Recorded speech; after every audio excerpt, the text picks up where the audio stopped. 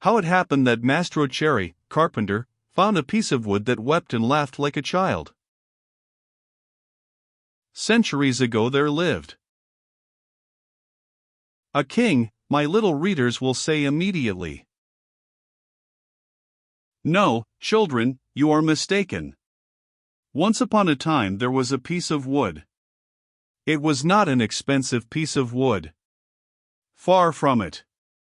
Just a common block of firewood, one of those thick, solid logs that are put on the fire in winter to make cold rooms cozy and warm.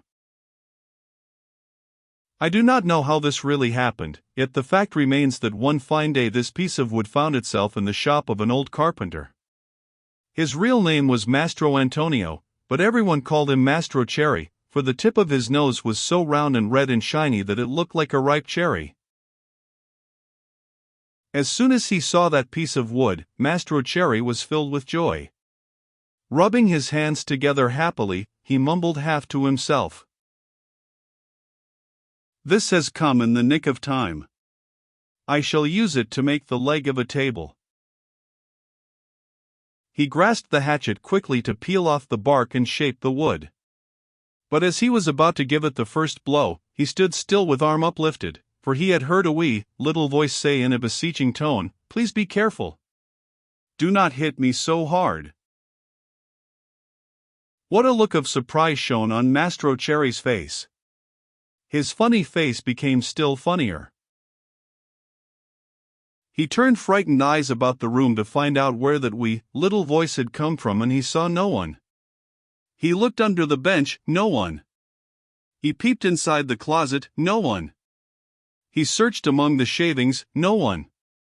He opened the door to look up and down the street, and still no one. "Oh, I see," he then said, laughing and scratching his wig.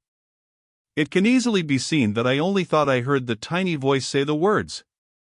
Well, well, to work once more." He struck a most solemn blow upon the piece of wood.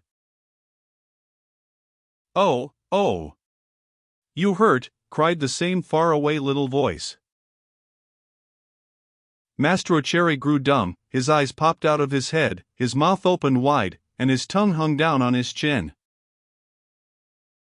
As soon as he regained the use of his senses, he said, trembling and stuttering from fright, "Where did that voice come from, when there is no one around? Might it be that this piece of wood has learned to weep and cry like a child? I can hardly believe it. Here it is, a piece of common firewood, good only to burn in the stove, the same as any other. Yet might someone be hidden in it? If so, the worse for him. I'll fix him." With these words, he grabbed the log with both hands and started to knock it about unmercifully. He threw it to the floor, against the walls of the room, and even up to the ceiling. He listened for the tiny voice to moan and cry. He waited 2 minutes, nothing, 5 minutes, nothing, 10 minutes, nothing. "Oh, I see," he said, trying bravely to laugh and ruffling up his wig with his hand. "It can easily be seen I only imagined I heard the tiny voice. Well, well, to work once more." The poor fellow was scared half to death, so he tried to sing a gay song in order to gain courage. He set aside the hatchet and picked up the plane to make the wood smooth and even, but as he drew it to and fro, he heard the same tiny voice. This time it giggled as it spoke.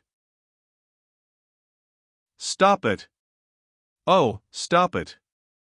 Ha, ha, ha. You tickle my stomach." This time poor Mastro Cherry fell as if shot. When he opened his eyes, he found himself sitting on the floor. His face had changed, fright had turned even the tip of his nose from red to deepest purple.